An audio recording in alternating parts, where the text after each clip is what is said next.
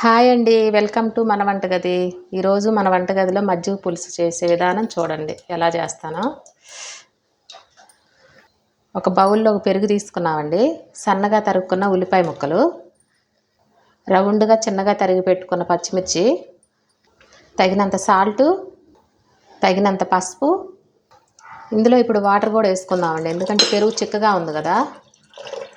మజ్జిగ పులుసు అంటే కొంచెం పలచగా ఉంటేనే బాగుంటుంది.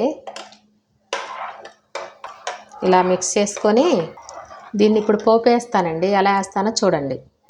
స్టవ్ మీద చిన్న ప్యాన్ పెట్టుకొని స్టవ్ వెలిగించుకొని తగినంత ఆయిల్ వేసేస్తాను. ఇప్పుడు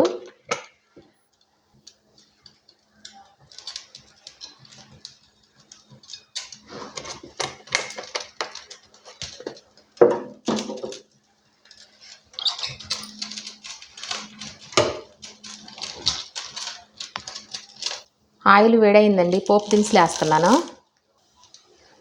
చిన్నగా కట్ చేసి పెట్టుకున్న ఎండుమిర్చి. ఇది మనకు చాలా సింపుల్ అండి చేసుకోవటానికి, టేస్టీగా కూడా ఉంటుంది చాలా. కరివేపాకు, కొంచెం ఇంగువ. పోపు అయితే రెడీ అయిపోయిందండి. ఇప్పుడు మజ్జిగ పులుసులోకి వేసేసుకున్నాం. ఈ మజ్జిగ పులుసు మేము వారానికి 1-2 సార్లు చేసుకుంటూనే ఉంటామండి. మీరు కూడా ఒకసారి ఇలానే ట్రై చేసి చూడండి. మీకు నచ్చితే లైక్ చేయండి, షేర్ చేయండి, సబ్స్క్రైబ్ చేయండి. ఇది మనకు చాలా టైం తక్కువలో అయిపోతుంది. చాలా టేస్టీగా ఉంటుంది మజ్జిగ పులుసు. చేసే విధానం అయితే ఇదండి. ఇలానే చేసి చూసుకోండి, మీరు చూడండి మీరు కూడా.